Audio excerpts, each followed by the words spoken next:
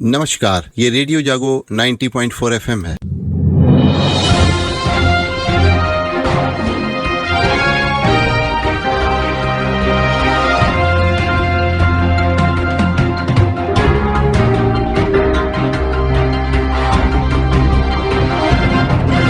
आज अंतर्राष्ट्रीय योग दिवस है और 10वें अंतर्राष्ट्रीय योग दिवस पर रेडियो जागो 90.4 FM की तरफ से सभी श्रोताओं को स्वस्थ रहने के लिए शुभकामनाएं। आज अंतर्राष्ट्रीय योग दिवस की थीम है स्वयं समाज के लिए योग करें। तो आइए हम सब मिल करके अपने जीवन को एक दूसरे के बीच में योग को अपनाने और रोग को भगाने की बात करके स्वस्थ रहने के उद्देश्य से आगे बढ़ें। योग का मतलब शरीर, मन, आत्मा का मिलन है। तो आओ मिलकर कर लें योग। दीर्घ जीवन के लिए योग है जरूरी। आज अंतर्राष्ट्रीय योग दिवस पर प्रधानमंत्री नरेंद्र मोदी ने श्रीनगर के डल झील पर आज सुबह योग किया। लेकिन आपको बता दें, आज प्रधानमंत्री को जो निर्धारित समय था योग करने के लिए, उस समय से कुछ विलंब से वो योग की शुरुआत कर पाए। उसका कारण था क्योंकि वहां पे जिस स्थान पर 8000 लोगों के साथ प्रधानमंत्री को योग करना था, वहां पे सवेरे बारिश होने लग गई और बारिश की वजह से वो कार्यक्रम थोड़ा सा उसमें परिवर्तित किया गया और फिर किसी इंडोर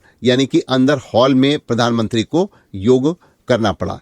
तो लेकिन ये योग के समय बारिश होना भी एक बहुत अच्छी बात मानी जाती है, क्योंकि योग ऐसे वातावरण में करना अधिक स्वास्थ्य के लिए लाभप्रद माना जाता है जिसमें हमारे आसपास की हवा जो है वो अच्छी हो। और जिस समय बारिश होती है उस समय हवाएं अच्छी चलती हैं, हवा में नमी होती है और योग करने के लिए वो बहुत ही अच्छी मानी जाती हैं। तो आज अंतर्राष्ट्रीय योग दिवस पर जो श्रीनगर में प्रधानमंत्री मोदी ने योग दिवस की शुभारंभ किया, लेकिन अगर देखा जाए तो न्यूयॉर्क से लेकर के और ऑस्ट्रेलिया के सिडनी तक, और अगर देखा जाए तो इंग्लैंड के लंदन से लेकर के और उत्तर प्रदेश तक हर जगह लोगों ने आज योग किया। तो ये योग की परंपरा को आगे बढ़ाने का जो काम प्रधानमंत्री नरेंद्र मोदी ने अंतर्राष्ट्रीय स्तर पर योग को एक स्थापित करने में किया है, उससे पूरे विश्व में भारत की एक छवि जो है वो निखरी है। और ये योग जो है ये सबके लिए है। कुछ लोग कहते हैं कि योग का अभ्यास करने में हिंदू ज्यादा अभ्यस्त होते हैं तथा योग पाश्चात्य लोगों के अनुकूल नहीं है, लेकिन ये सत्य नहीं है। योग कोई धर्म संप्रदाय का नहीं है, बल्कि एक सार्वभौमिक रूप से उपयोगी विज्ञान है और जिसके द्वारा हम अपने परम पिता को पा सकते हैं। योग प्रत्येक व्यक्ति के लिए है, चाहे वो पश्चिम का हो या वो पूरब का हो। और योग जीवन को एक पूर्णता भी प्रदान करता है। यदि योग को हम गंभीरता से लें तो वह व्यक्ति का सबसे अच्छा और भरोसेमंद सहायक साबित होता है, क्योंकि इसके 8 अंग हैं योग के। उसमें यम है, नियम है, आसन है, प्राणायाम है, प्रत्याहार है, धारणा है, ध्यान है और समाधि है। तो अगर देखा जाए तो इसके अतिरिक्त 5 नियम हैं जो वस्तुतः सदाचार के पालन पर बल देते हैं, जैसे पवित्रता है, इच्छाओं का शमन है, आध्यात्मिक ग्रंथों तथा स्वयं का अध्ययन है और परमेश्वर को आत्मसमर्पण है। तो आसन और प्राणायाम शारीरिक क्रियाओं के माध्यम से हम एक आध्यात्मिक महत्व भी इसका योग का मानते हैं। तो प्राणायाम का अभ्यास तो लोगों के लिए बहुत लाभदायक होता है, क्योंकि श्वास तथा इंद्रियों को क्रम से अंदर ले जाना और श्वास को जब हम बाहर ले जाते हैं तो हमारी चेतना जागृति होती है और अंदर से अध्यात्म के गहन अनुभव की ओर आदमी को ऐसा लगता है कि हम अग्रसर हो रहे हैं। वैसे तो देखिए, मनुष्य स्वभाव से अपूर्ण होता है, परंतु योग अपूर्ण मनुष्य को पूर्ण बनाने में एक सहायक होता है, ऐसा माना जाता है। और फिर वह स्वयं की खोज लेता है, स्वयं अपने भीतर और सारे जगत में दिव्यता का दर्शन करने लगता है। और जो हरदोई में जो पुलिस लाइन में आज कार्यक्रम हुआ आयोजित,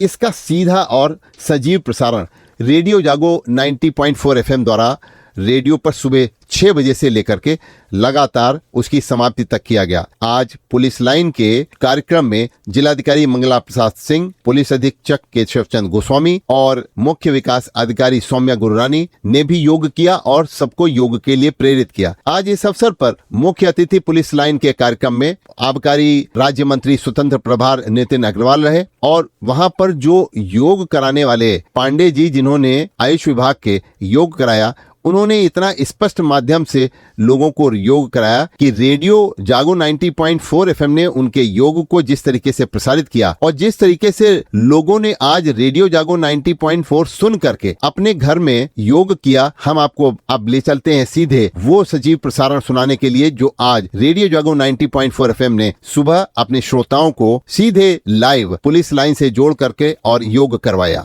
इस समय सीधे हम आपको ले चलते हैं हरदोई के पुलिस लाइन में। तो मैं अभय शंकर गौड़ आपको सजीव प्रसारण से जोड़ रहा हूं हरदोई के पुलिस लाइन में, जहां पर कि योग का कार्यक्रम हो रहा है। सजीव प्रसारण हरदोई के पुलिस लाइन प्रांगण से।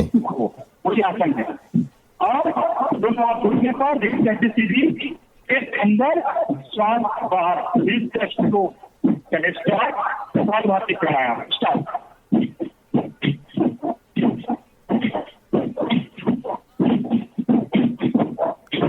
आप सुन रहे हैं ये श्वास प्रक्रिया की आवाज हरदोई के पुलिस लाइन से रेडियो जागो 90.4 एफएम के माध्यम से सजीव प्रसारण से हम आपको योग में प्राणायाम कैसे करें ये बता रहे हैं। बॉडी को स्ट्रेच करिए, अच्छे चीज कीजिए और बैठे सीधे आसन कर लीजिए। से नेक को बेंड नहीं करना है, साइड चेंज करिए, हल्का सा बैठे कच्ची चक्रासन हम लोग बैठ करके भी अभ्यास कर सकते हैं। चलिए बात करते हैं मानसून की, क्योंकि इस समय हम सब लोग गर्मी से बहुत ही परेशान हैं और ये जो तपिश है, ये तापमान में जो वृद्धि लगातार दर्ज की जा रही है, अब लोगों को सिर्फ इंतजार है कि कब बारिश होगी और कब इस गर्मी से हमको राहत मिलेगी। तो अब हल्की बारिश होने की अभी बात कही जा रही है और बारिश हुई भी रात में, कल भी रात में हल्की सी बारिश हुई, उससे कुछ गर्मी को राहत मिली। हरदोई में भी तापमान में कुछ परिवर्तन आया है। ऐसा अनुमान लगाया जा रहा है कि रविवार को मानसून है वो प्रवेश करेगा और 26 जून तक बादल गरजने और बरसने लग सकते हैं। तो मौसम विज्ञानी जो हैं, उनके अनुसार मध्य क्षोभ मंडल में जम्मू कश्मीर के ऊपर पश्चिमी विक्षोभ तथा निचले क्षोभ मंडल में बंगाल की खाड़ी से आ रही नम पूर्वा हवाओं के कारण मानसून की परिस्थितियां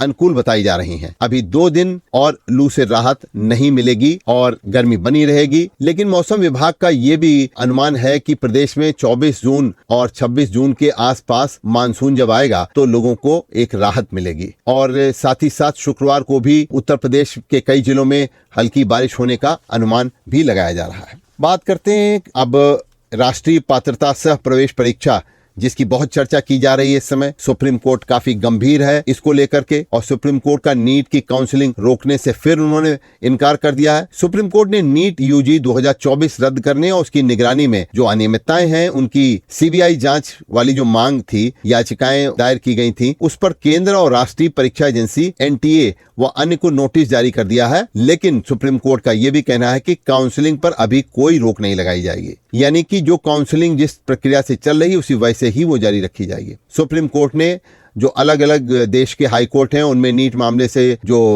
कई पिटीशंस दायर किए गए हैं इस कार्रवाई को रोकने के लिए, उसकी सुनवाई करते हुए सुप्रीम कोर्ट के जस्टिस विक्रमनाथ और जस्टिस एसवीएन भट्टी की अवकाशकालीन जो पीठ है, उसने कहा है कि काउंसलिंग पर रोक नहीं लगाई जाएगी और अगर परीक्षा रद्द की जाती है तो दोबारा होगी ही और फिर काउंसलिंग भी होगी, लेकिन फिलहाल उन्होंने इस पर रोक लगाने से इनकार कर दिया है। तो कल प्रधानमंत्री किसान सम्मान निधि के 29,000 से अधिक लाभार्थियों को हरदोई जिले में उनको जो उनका पैसा ट्रांसफर होना था, वो किसी कारणोंवश सबके खातों में वो धनराशि नहीं पहुंच पाई। तो इस बात को देखा जा रहा है कि जिन लाभार्थियों ने अभी तक ई-केवाईसी या आधार सीडिंग या भूमि अंकन की प्रक्रिया पूरा नहीं की है, उन्हें 18वीं किस्त जारी होने से पहले प्रक्रिया पूरी करनी होगी, तभी उन्हें यह धनराशि उनके खातों में जाएगी। तो लोग जब तक अपने खातों में केवाईसी नहीं कराएंगे, तब तक जो किसान सम्मान निधि की धनराशि है ये इनके खातों में नहीं पहुंचेगी। अभी आप सुन रहे थे अभय शंकर गौड़ से आज की हलचल। सुनते रहिए रेडियो जागोर 90.4 एफएम।